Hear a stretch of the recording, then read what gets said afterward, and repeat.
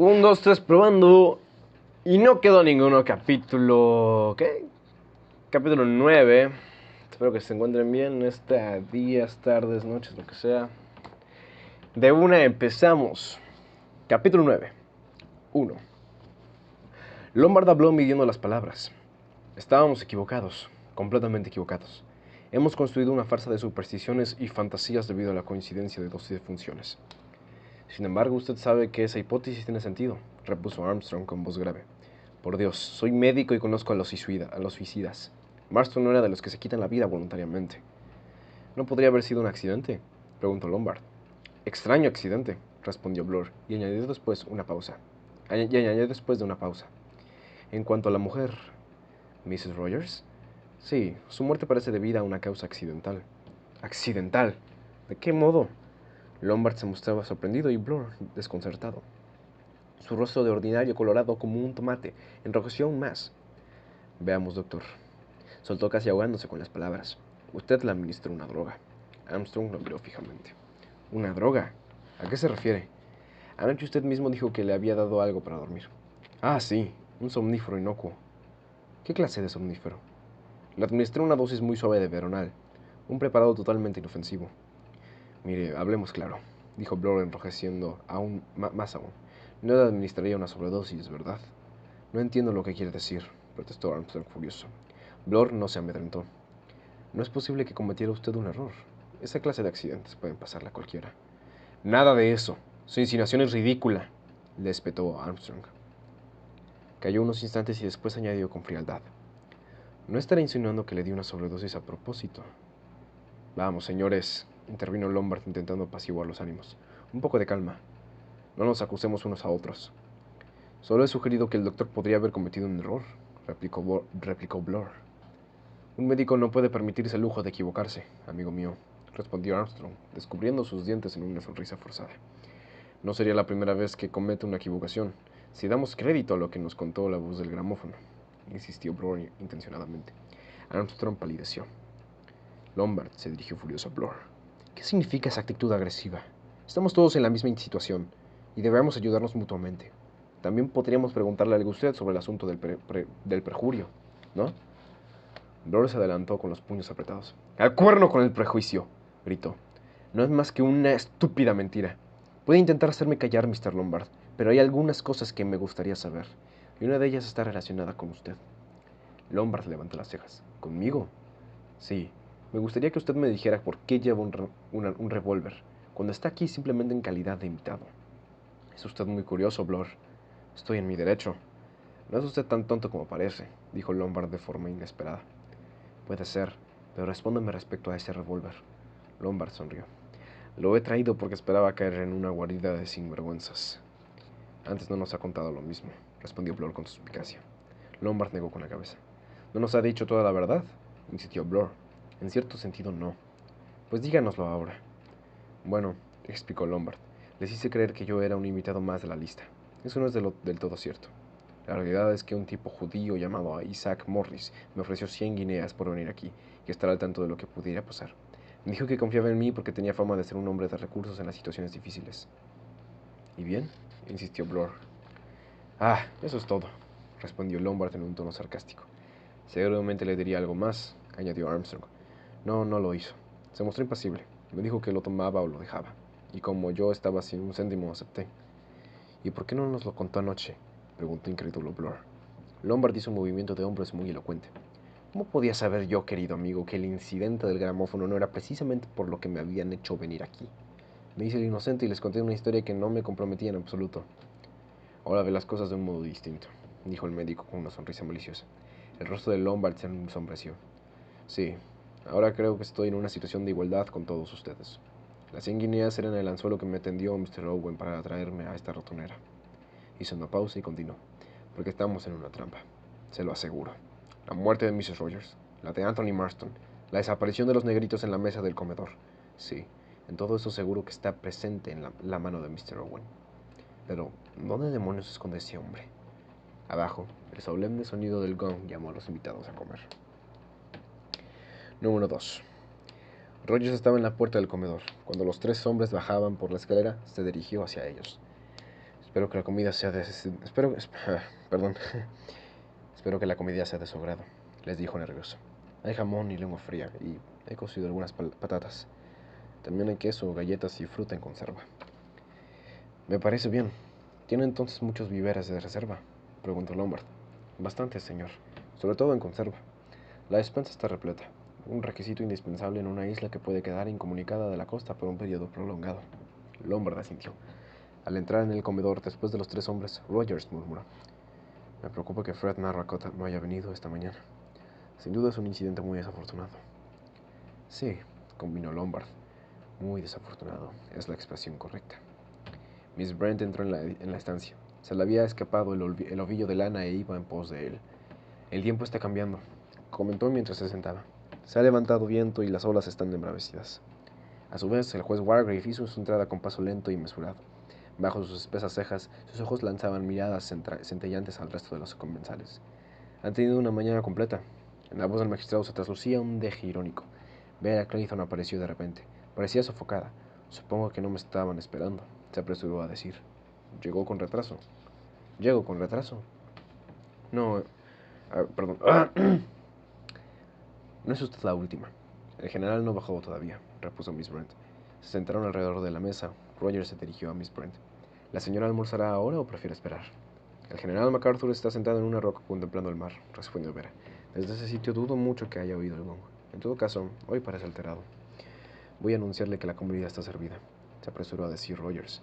El médico se levantó precipitadamente. Ya voy yo. Empiecen sin mí. Abandonó el comedor mientras oía la voz de Rogers detrás de él. Señorita, ¿quiere usted lengua o jamón? 3. Los 5 invitados, sentados alrededor de la mesa, no sabían de qué hablar. Fuera, las ráfagas de viento se sucedían. Vera se estremeció. La tempestad se acerca. Blor contribuyó a la conversación. En el tren de Plymouth me encontré con un anciano que no cesaba de decirme que iba a estallar una fuerte tempestad. Es extraordinario cómo esos viejos lobos de mar predicen el tiempo. Rogers estaba retirando los platos de la carne cuando de pronto se detuvo con ellos en las manos. Con una voz angustiada dijo: oigo correr a alguien. Efectivamente, todos oyeron un ruido precipitado de pasos en la terraza. En ese preciso instante adivinaron instintivamente lo que pasaba y, como si se hubieran puesto de acuerdo, se pusieron en pie con los ojos clavados en la puerta. El doctor Armstrong apareció sin aliento. El general MacArthur, balbuceó.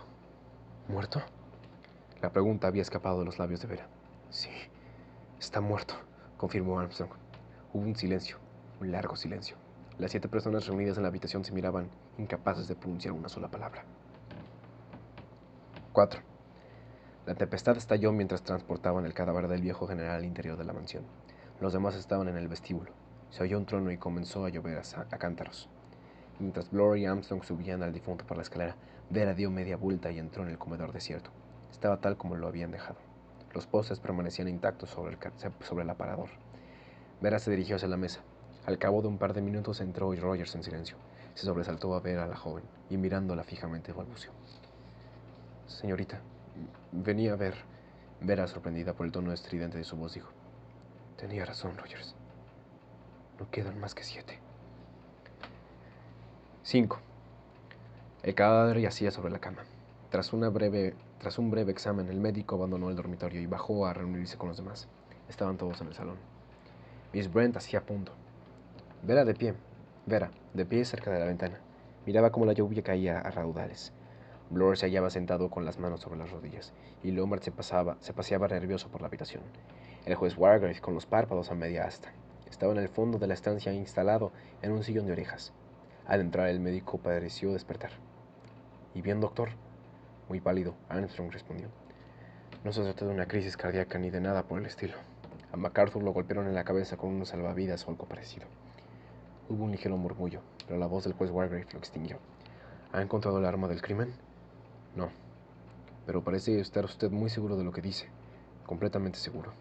Ahora sabemos exactamente dónde estamos, declaró calmado el juez. No había lugar a dudas. Wargrave había tomado el mando de la situación. Durante la mañana se había limitado a permanecer inmóvil en el butacón de mimbre, evitando realizar cualquier tipo de actividad, pero en esos momentos asumía la dirección del asunto con toda la autoridad que le conferían sus largos años de práctica en calidad de magistrado. Se aclaró la voz y tomó la palabra. Esta mañana, sentado en la terraza, los he estado observando de todos ustedes. Sus intenciones no me dejaron duda alguna. Han inspeccionado la isla en busca de un asesino desconocido. Es cierto, respondió Lombard. Por tanto, estarán de acuerdo conmigo respecto a la muerte de Marston y de Mrs. Rogers, en que no fueron muertes accidentales y en que tampoco pueden calificarse de suicidios. ¿Se han formado ustedes alguna idea sobre las intenciones que tuvo Mr. Owen al traernos aquí? Es un loco, un desequilibrado, estalló Blor con rabia. El juez tosió. Probablemente, prosiguió, pero eso no cambia nada. Lo único que nos preocupa es salvar a nuestras vidas. Le aseguro que no hay nadie más en la isla, dijo Armstrong. Nadie. El juez acarició la barbilla. Nadie, en el sentido que usted lo entiende, replicó. Esta mañana yo llegué a esa misma conclusión y podría haberle anticipado lo inútil de su búsqueda. Sin embargo, prosiguió, estoy convencido de que Mr. Owen, por darle el nombre que él ha escogido, se encuentra en la isla. Lo juraría por mi vida. Ese hombre ha decidido castigar a determinados individuos por faltas cometidas que lograron escapar de la justicia. No dispone de otros medios para su plan más que el de camuflarse entre sus invitados. Creo que Mr. Owen es uno de nosotros. 6. Oh, no. ¡No! Fue Vera quien pronunció esas palabras con voz débil, como si gimiera. El juez se volvió hacia ella con una mirada penetrante. Miss Claythorne, no tenemos más remedio que rendirnos a la evidencia de los hechos. Todos corremos un grave peligro. Uno de nosotros es Owen, y no sabemos quién. De las 10 personas que desembarcaron en la isla, 3 han quedado libres de toda sospecha. Anthony Marston, Mrs. Rogers y el general MacArthur. Solo quedamos 7 y uno de nosotros, permítanme decirlo, es el falso negrito. Hizo otra pausa y paseó la mirada a su alrededor. Creo que todos ustedes compartirán mi idea. Es increíble, pero tiene usted razón, convino Armstrong. Sin duda, dijo Blur, y si quieren escucharme tengo una idea. Con gesto rápido, el juez lo atajó. Nos ocuparemos de eso más tarde. Ahora solo me interesa saber si todos estamos de acuerdo sobre los hechos. Su razonamiento me parece lógico, dijo Emily Brent, que continuaba con su labor. Sí, uno de nosotros está poseído por el demonio. Me niego a creerlo, protestó Vera. ¿Y usted, Lombard? Preguntó Wargrave. Yo también lo creo. Satisfecho, el juez hizo un gesto con la cabeza y añadió. Ahora examinemos los hechos. Antes de empezar, ¿existe algún motivo para sospechar de alguien en particular? Mr. Blur, creo que tenía usted algo que decirnos. Blur respiraba con dificultad. Lombard tiene un revólver, dijo. Anoche no nos contó la verdad y él mismo lo reconoce. Lombard sonrió con desdén. Creo prudente explicarlo una vez más. Lo hizo en términos breves y concisos, pero Blur no dio su brazo a torcer. ¿Qué prueba tiene usted para ofrecernos? Nada corrobora su historia. El juez carraspeó. Estamos todos involucrados en el mismo caso y no podemos confiar más que en nuestra palabra, dijo. Tras inclinarse hacia adelante, prosiguió. Ninguno de nosotros parece darse cuenta de lo extraordinario de esta situación. Creo que solo podemos seguir un procedimiento. ¿Hay alguien entre nosotros a quien podamos eliminar por los testimonios que poseemos? Soy un médico muy conocido, se apresuró a decir el doctor Armstrong, a medida de que yo pudiera ser objeto de sospecha. Con un gesto de la mano, Wargrave interrumpió al médico. También soy una persona muy conocida, pero eso no prueba nada. En todos los tiempos ha habido médicos y magistrados que perdieron la cabeza y también policías, añadió dirigiéndose a Blur. Sea lo que fuere, intervino Lombard, supongo que dejará a las mujeres al margen. El juez enarcó las cejas, con su famosa voz ácida, que los abogados de la defensa conocían también, dijo. Debo deducir que, según usted, las mujeres están exentas de cometer un asesinato. Evidentemente no, pero parece imposible que... Guardó silencio, pues Wargrave se dirigía al médico con el mismo tono de voz. Doctor, según usted, ¿una mujer tiene la suficiente fuerza física para asestar un golpe como el que ha acabado con la vida del pobre MacArthur? Por supuesto, respondió Armstrong con calma. Si empleara el instrumento adecuado, un mazo o una porra. ¿Y eso no exigiría un esfuerzo extraordinario por su parte? Ninguno. El juez Wargrave torció su cuello de tortuga. 2 víctimas fallecieron tras la ingesta de veneno, declaró, y, sin lugar a dudas, cualquier persona, por débil que sea, es capaz de envenenar a quien sea. «Usted está loco», exclamó Vera encolerizada. Lentamente, el juez volvió la vista hacia ella y la envolvió con su mirada fría e impasible, propia de un hombre acostumbrado a juzgar a los humanos. Me observa como si fuera un espécimen, pensó Vera, y acto seguido cayó en la cuenta. No le soy simpática. En un tono mesurado, el magistrado le aconsejó. Querida joven, le ruego que trate de dominar sus sentimientos. Yo no la estoy acusando. Luego se inclinó hacia Miss Brent y le dijo, espero, Miss Brent, que no se haya ofendido por mi insistencia en considerar que todos podemos ser sospechosos. La mujer no levantó la cabeza de su labor. La idea de ser acusada de la muerte de uno de mis semejantes, respondió en tono glacial, y con mayor motivo si son tres, les parecerá grotesca a los que conozcan mi carácter. Pero comprendo la situación. Como somos unos completos desconocidos los unos para los otros, nadie puede quedar exonerado sin tener pruebas convincentes. Como acabo de decirles, hay un monstruo entre nosotros. Así, todos estamos de acuerdo, dijo el juez. Y haremos las pesquisas sin exceptuar a nadie, y no tendremos en cuenta ni la moralidad ni la clase social de cada uno de nosotros. Y en cuanto a Rogers, preguntó Lombard. ¿Qué? Exclamó el juez sin dejar de mirarlo. Creo que deberíamos tachar a Rogers de la lista, replicó Lombard. ¿Y por qué? Explíquese. No es lo bastante inteligente para cometer un asesinato y, por otra parte, su mujer es una de las víctimas. El juez volvió a enarcar las cejas. He visto a muchos hombres ante el tribunal acusados de asesinar a sus esposas, y los consideraron culpables. No pretendo contradecirlo, señor, dijo Blur. Que un hombre asesine a su mujer entre en un cálculo de posibilidades aceptable. Es hasta casi natural, añadiría yo. Pero no en el caso de Rogers. Podría creer que Rogers habría matado a su esposa por temor a que ella lo denunciara o por haberle cobrado aversión, y hasta quizá por querer contraer segundas nupcias con alguna jovencita. Pero no veo en él al enigmático Mr. Owen que se toma la justicia por su mano y comienza por eliminar a su esposa a causa de un crimen que ambos habían perpetrado. Se basa en lo que hemos oído para formarse una opinión de él, indicó el juez, pero ignoramos si Rogers y su esposa planearon la muerte de su señora. Puede que la acusación fuera falsa, con objeto de colocar a Rogers en la misma situación que todos nosotros. Quizá anoche la mujer de Rogers estuviera aterrorizada al darse cuenta del trastorno mental que padecía su marido. Bueno, como usted quiera, añadió Lombard. Owen es uno de nosotros y no haremos excepción alguna. Todos somos sospechosos. Repito que no haré ninguna excepción. No ha de tenerse en cuenta el carácter, la exposición social, ni las probabilidades de nadie. Ahora lo que importa es examinar el caso de cada uno según los hechos. En otros términos, hay entre nosotros una o varias personas que no podrían haber administrado el cianuro a Marston o una fuerte dosis de somnífero a Mrs. Rogers y golpear con saña al general. Bien dicho, sí, señor, exclamó Blur con expresión de alivio. Vayamos, pues, al fondo del asunto. En cuanto a la muerte del joven Marston, es muy difícil descubrir al culpable. Hemos supuesto que alguien desde la terraza, a través de la ventana abierta, vertió veneno en el vaso. Pero es cierto que alguno de los presentes en el salón también podría haberlo hecho. No recuerdo si Rogers estaba No recuerdo si Rogers estaba en la habitación en esos momentos, pero los demás sí nos hallábamos en la sala.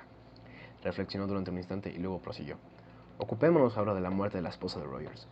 En este caso, los dos principales sospechosos son el marido y el médico. A ambos les habría resultado muy fácil hacerlo. Armstrong se levantó iracundo. Protesto por esa insinuación. Juro que la dosis que le administré era perfectamente. ¡Doctor! La orden del juez no daba opción a seguir hablando. El médico se interrumpió con una sacudida en mitad de la frase.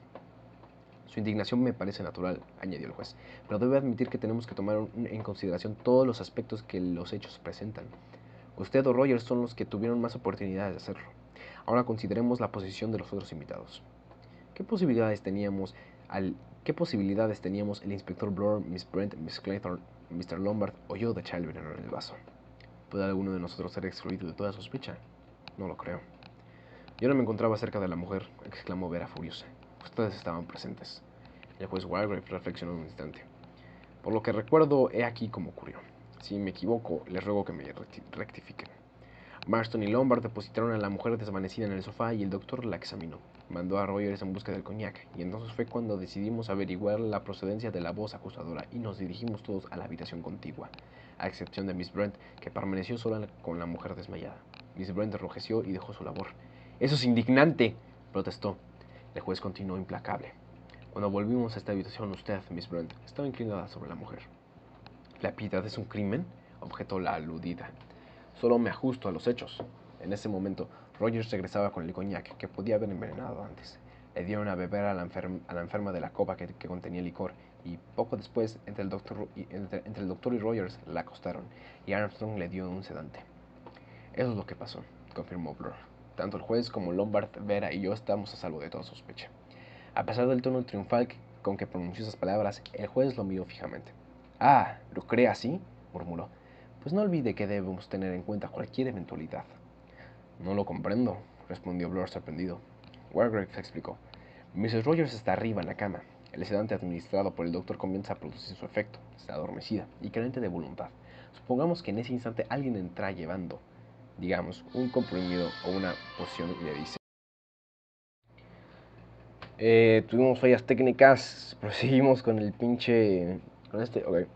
Supongamos que en ese instante alguien entra llevando, digamos, un comprimido o una poción y le dice: el doctor quiere que se tome usted este medicamento. Dudan de que ella no lo hubiera tomado sin rechistar. Hubo un silencio. Blur agitó los pies y frunció el ceño. Lombard tomó la palabra. No puedo aceptar esa versión. Además, durante muchas horas nadie salió del salón. La muerte fulminante de Marston tuvo lugar enseguida. Alguien pudo salir de su habitación más tarde. Lo interrumpió el juez. Pero si Rogers estaba en la habitación con su mujer, observó Lombard. No, dijo el médico. Rogers bajó a retirar el servicio y ordenar el comedor. Cualquiera podría haberse introducido en su habitación sin que nadie lo viera. Veamos, doctor, observó Milbrand. Sin duda, a esa hora la mujer estaba profundamente dormida por efecto del fármaco que usted le administró. Sí, con toda probabilidad, pero no lo afirmaría con certeza. Pues si no se le ha prescrito antes a un paciente, jamás se sabe la reacción que produce un medicamento. Dependerá del metabolismo del enfermo el que un somnífero surta su efecto en más o menos tiempo. Usted nos cuenta lo que quiere, doctor, inició Lombard. De nuevo el rostro de Armstrong enrojeció de cólera. Una vez más, la voz fría del magistrado detuvo la protesta del médico. Las recriminaciones no nos llevan a ninguna parte. Solo interesan los hechos. Creo que todos estamos de acuerdo en que existe la posibilidad de que ocurriera como he señalado. Admito que no es muy probable, aunque depende de quién haya sido.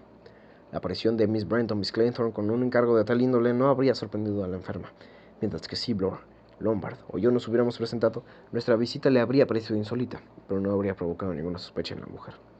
¿Y a dónde conduce todo esto?, preguntó Blur. 7. ¿Qué pedo, güey? Hace un chingo de vainas. No sé cuánto me falta. Sí, ya, un poquito. 7. El juez Wargrave se acarició el labio. Nos hemos ocupado del segundo asesinato y hemos establecido el hecho de que ninguno de nosotros está libre de sospecha, declaró con gesto frío e impasible. Hizo una pausa y prosiguió. Ahora debemos dilucidar la muerte del general, acaecida esta mañana. Ruego a los que sean capaces de proporcionarse una coartada que la expongan brevemente. Yo mismo no puedo dar ninguna plausible, pues he estado toda la mañana sentado en la terraza, meditando y pasando revista a todos los extraños acontecimientos que han ocurrido en la isla desde anoche. He permanecido allí hasta que ha sonado el gong para almorzar, pero imagino que ha habido muchos momentos en que nadie me habría visto bajarla hasta la orilla, asesinar al general y volver a ocupar mi sitio en la butaca. Les aseguro que no me he ausentado de la terraza, pero ustedes no tienen más que mi palabra. Por tanto, eso no es suficiente. No puedo demostrarlo. Me encontraba con el doctor y Lombard. Ambos pueden confirmarlo, aseguró Blur. Usted ha vuelto a la casa para buscar una cuerda, rectificó Armstrong. Así es, he ido y vuelto. Usted lo sabe. Ha tardado mucho, dijo Armstrong. Blur enrojeció. ¿Qué demonios insinúa, doctor? Solo digo que ha tardado bastante en volver. Claro, he tenido que buscarla. No es tan fácil encontrar un rollo de cuerda. Wargrave intervino. Durante la ausencia del inspector, ¿han permanecido ustedes dos juntos? Sí, claro, aseguró Armstrong con vehemencia. Bueno, Lombard se ha alejado unos minutos. Yo me he quedado donde estaba. Buscaba el mejor sitio para poder enviar señales heliográficas a la costa, respondió sonriendo Lombard. Me he ausentado un par de minutos. Eso es exacto, declaró el médico asintiendo con la cabeza. No tuvo tiempo de cometer un asesinato, puedo jurar. ¿Alguno de ustedes ha consultado el reloj?, preguntó el juez. No, claro que no. Además, yo no llevaba, dijo Lombard. Un par de minutos, eso es muy impreciso, murmuró Wargrave. Volvió la cabeza hacia Miss Brent, que continuaba con el cuerpo erguido y su labor en la falda. Miss Brent, ¿qué ha hecho esta mañana? He subido a la cima de la isla en compañía de Miss Claythorne. Después me he sentado en la terraza a tomar el sol. No recuerdo haberla visto, recalcó Wargrave. No me extraña, pues me encontraba el amparo del viento, en el rincón de la parte este, junto a la casa. ¿Ha permanecido allí hasta la hora del almuerzo? Sí. Ahora, continuó el viejo magistrado, hable usted, Miss Claythorne. Esta mañana ha salido a pasear con Miss Brent, y después he dado una vuelta por la isla y luego he charlado un rato con el general. ¿Qué hora sería en aquel momento?, le interrumpió el juez. Por primera vez, la respuesta de Vera fue evasiva. No lo sé, con certeza. Seguramente una hora antes de la comida, quizá menos. ¿Antes o después de que nosotros hayamos hablado con él?, preguntó Blur. Lo ignoro. De todas maneras, lo he encontrado muy raro, respondió temblando. ¿Raro? ¿Qué quiere decir? Insistió Wargrave. Bea respondió en voz baja. Me dijo que íbamos a morir todos y que él esperaba su fin. Me asustó. El juez asintió con la cabeza. ¿Y después qué ha hecho?, le preguntó. He vuelto a la casa y, antes del almuerzo, he salido de nuevo y he estado detrás de la finca. He estado muy alterada todo el día. El juez Wargrave se acarició la barbilla. No queda más que Rogers, dijo, aunque dudo que su declaración pueda añadir algo más a lo que ya conocemos. El criado convocado ante el improvisado tribunal no tenía gran cosa que decir. Había dedicado toda la mañana a arreglar la casa y a preparar la comida. Antes de servirla, había llevado los aperitivos a la terraza. Después había subido el ático para recoger sus efectos personales y trasladarlos a otra habitación. En toda la mañana no había mirado por las ventanas y no había visto nada que pudiera relacionarse con la muerte del general. En todo caso, él juraba que, al poner los cubiertos, había visto los 8 negritos de porcelana sobre la mesa del comedor. Cuando el criado terminó de declarar, se produjo un silencio. Luego el juez Wargrave carraspeó y Lombard murmuró al oído de Vera. Ahora el juez resumirá nuestras declaraciones. Hemos llevado a cabo el análisis de las circunstancias que envuelven las 3 muertes que nos ocupan. Disponemos de muchas pruebas en cuanto a ciertas personas, pero no podemos, sin embargo, declarar a los demás inocentes de toda complicidad de forma fehaciente. Reitero mi afirmación de que existe un asesino peligroso y con toda probabilidad entre las 7 personas aquí reunidas. Nada nos permite adivinar quién es, por ahora. Lo único que podemos hacer es tomar las medidas necesarias para comunicarnos con la costa y pedir auxilio. Si la ayuda no llegara, lo cual es de suponer, dado el estado del mar, deberíamos tomar toda clase de medidas para preservar nuestras vidas. Les estaré muy agradecido si me exponen las ideas que les sugieren estas cuestiones. Entre tanto, recomiendo a cada uno que permanezca alerta, pues hasta aquí la tarea del asesino ha sido muy fácil, dado que sus víctimas no tenían nada que temer. De ahora en adelante, el deber nos ordena sospechar los unos de los otros. Hombre prevenido vale por 2. Les aconsejo que no se expongan a ningún riesgo y que se guarden de los peligros. Es todo cuanto tengo que decirles por el momento. Se levantó la sesión, murmuró Philip Lombard con ironía. A la burger, pues duró un chingo, güey. Un chingo, cabrón. No mames, güey. Es un putero, güey. Se pasó de verga la Agatha Christie con este capítulo. Bueno, espero que les haya gustado. Nos vemos en el próximo capítulo de Y no quedó ninguna. Nos vemos. Chao, chao.